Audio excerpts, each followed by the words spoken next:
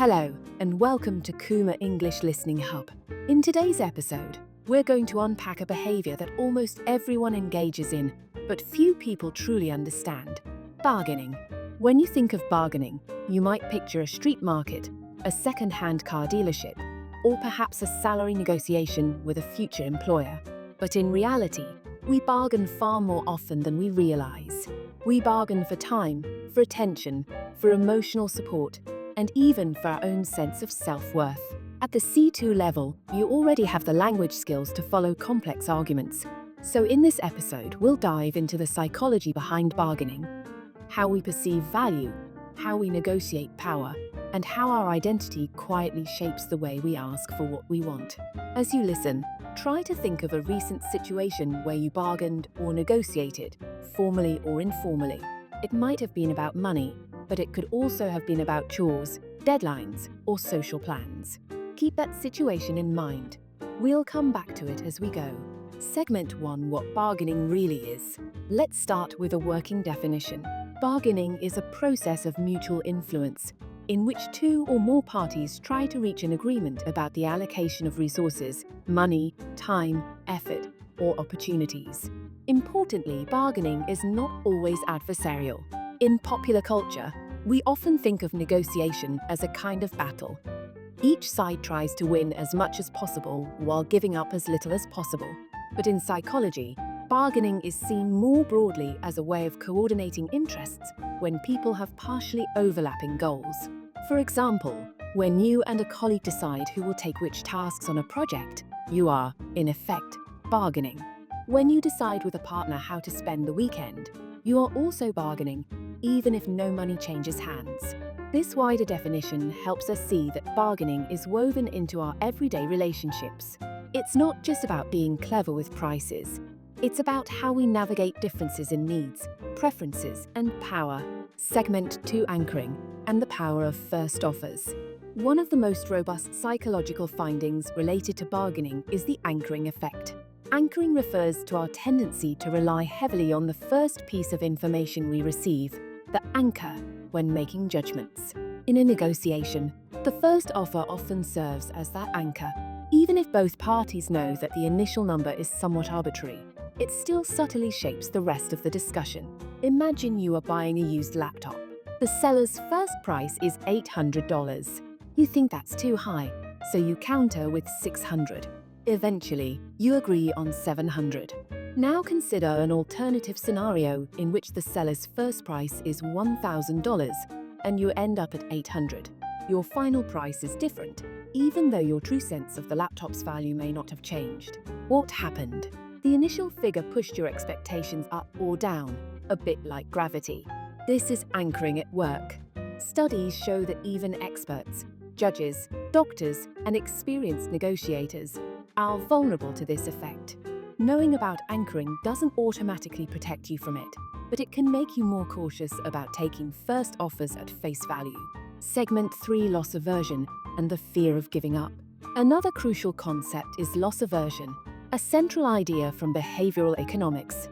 Loss aversion describes the tendency for losses to feel more painful than equivalent gains feel pleasurable.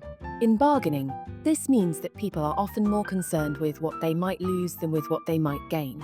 As a result, they can become rigid, defensive, or unnecessarily aggressive. Picture a salary negotiation. An employer might frame an offer as, "This is already above market rate," implying that any additional increase would be a loss for the company. The candidate, meanwhile, might focus on what they feel entitled to based on previous roles. Each party becomes fixated on avoiding a perceived loss, rather than exploring creative ways to expand the overall value, such as flexible hours, professional development, or performance-based bonuses. Loss aversion can also keep us stuck in bad deals. We might stay in an unsatisfying job, contract, or even a relationship because we're afraid of losing what we already have, even when the potential gains from change are substantial. Segment 4: Fairness, justice, and the ultimatum game. Bargaining is not purely rational or mathematical. It is deeply influenced by a sense of fairness. A famous experiment called the ultimatum game illustrates this.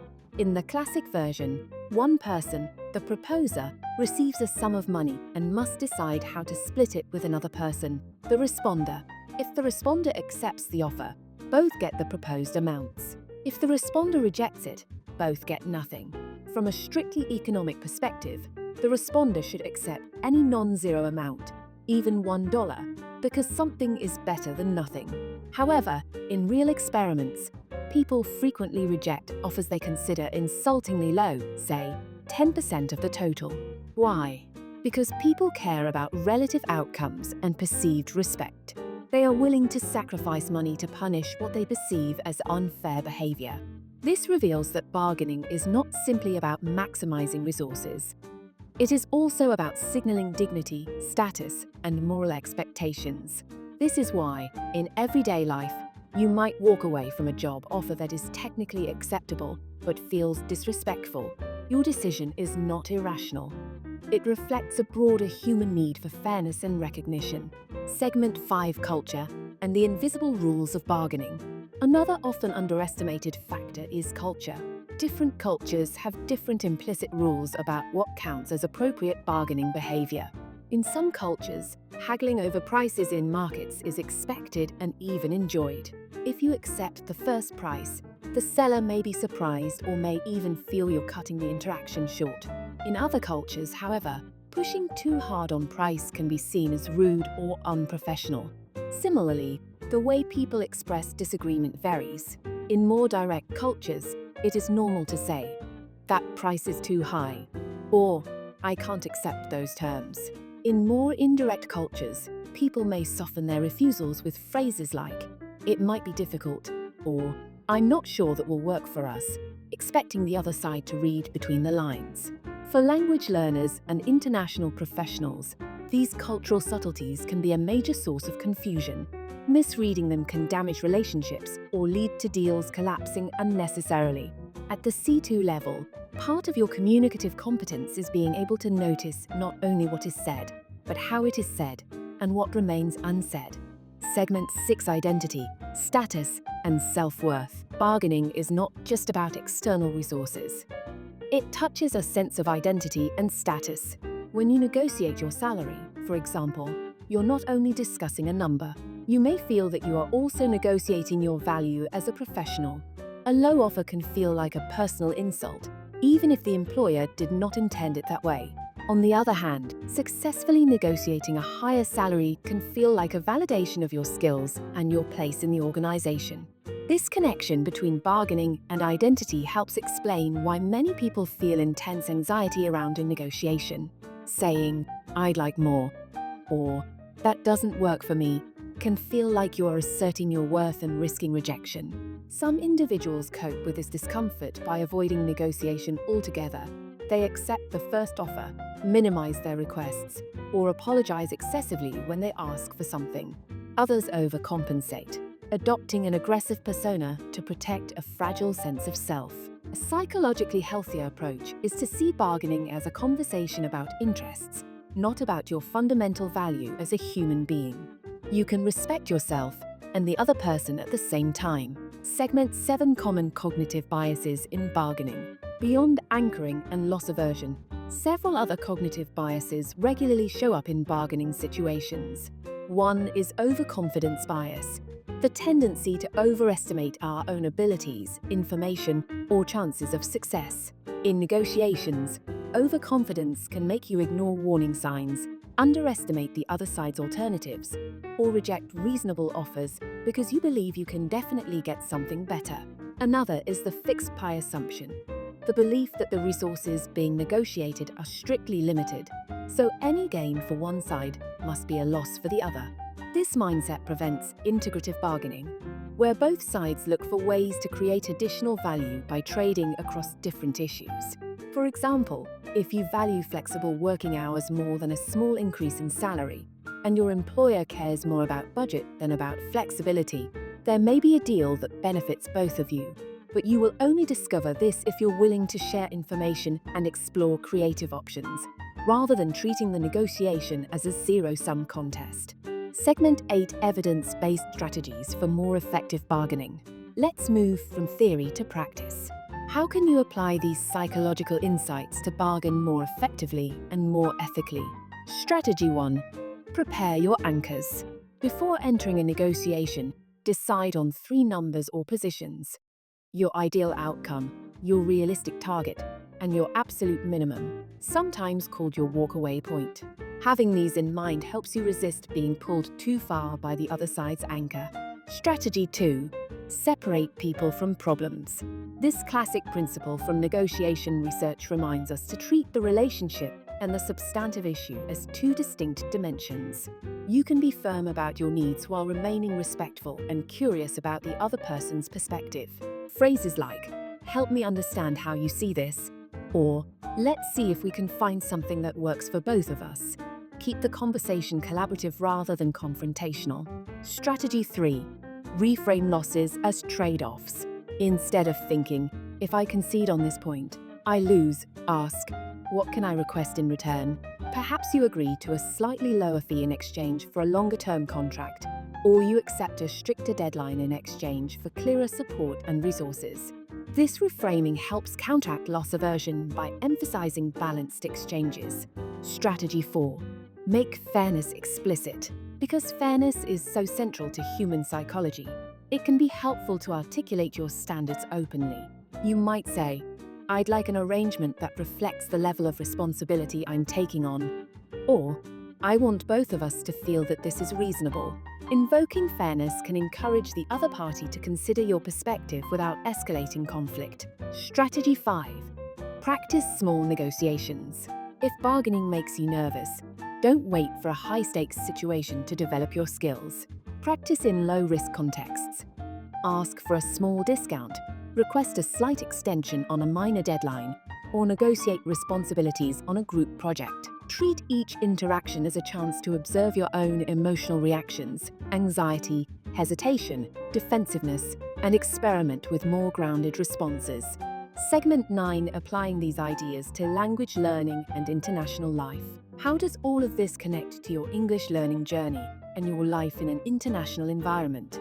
First, advanced English often involves subtle forms of bargaining, negotiating roles in a team, discussing deadlines with supervisors, or clarifying expectations with clients. These conversations usually require polite but clear language and an ability to express disagreement without sounding hostile. For instance, instead of saying, "That's impossible," you might say, "Given our current resources, I'm concerned that this deadline is unrealistic. Could we explore alternatives?" This kind of phrasing allows you to bargain for more realistic conditions while maintaining a cooperative tone. Second, different cultures have different norms about directness, silence, and emotional expression in negotiation. As a C2 learner, you can begin to notice these patterns more consciously. Pay attention to how native speakers hedge, soften, or intensify their requests.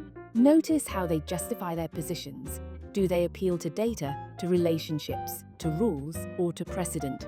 Third, remember that you may be bargaining with yourself about your language learning. You might promise yourself, "If I study for 30 minutes, then I can watch my favorite series." Or, "If I finish this writing task, I'll take a break." Understanding bargaining psychology can help you structure these internal negotiations in a way that supports rather than sabotages your progress. Segment 10. Short reflection exercise. Let's finish with a brief reflection exercise. If you can, pause after each question and answer out loud or in writing. Question 1. Think of a recent negotiation or bargaining situation you were involved in. What was at stake? Money, time, status, or something else? Question 2. Can you identify any anchors in that situation? Whose first offer shaped the expectations, and how? Question 3. Where did loss aversion show up? Were you, or the other person, more focused on avoiding losses than on exploring potential gains? Question 4. Did issues of fairness or respect influence the outcome? If so, how? Question 5. Looking back, what is one thing you could do differently next time to bargain more calmly and more effectively? Perhaps preparing better, asking more questions, or reframing the conversation as a shared problem to solve. If you've reflected on these questions, you've already taken a step towards more conscious, skillful bargaining in English and in your broader life. Closing. As we wrap up this episode of Kuma English Listening Hub, let's briefly recap. Bargaining is not just a marketplace skill. It is a fundamental way we manage value, power, and identity in our relationships. Psychological forces such as anchoring, loss aversion, fairness concerns, cultural norms, and self-worth all shape how we negotiate, often without our awareness. By understanding these forces, you can enter negotiations with more clarity and less fear. You can prepare your anchors, separate people from problems, look for trade-offs instead of fixed pies, and make fairness part of the conversation, while also staying attentive to cultural and linguistic nuance. For your English learning, remember that every negotiation in English is also a learning opportunity. You're not just bargaining over terms. You're practicing complex, high-level communication, hedging, persuading, framing, and empathizing. If you found this episode useful, you might listen again and take notes on key vocabulary and phrases related to bargaining and psychology. You could also shadow short sections to practice pronunciation, rhythm, and intonation, or summarize the main ideas to a friend or language partner. Thank you for spending this time with me on Kuma English Listening Hub. Keep learning bravely, negotiate kindly, and I'll see you in the next episode. Bye for now.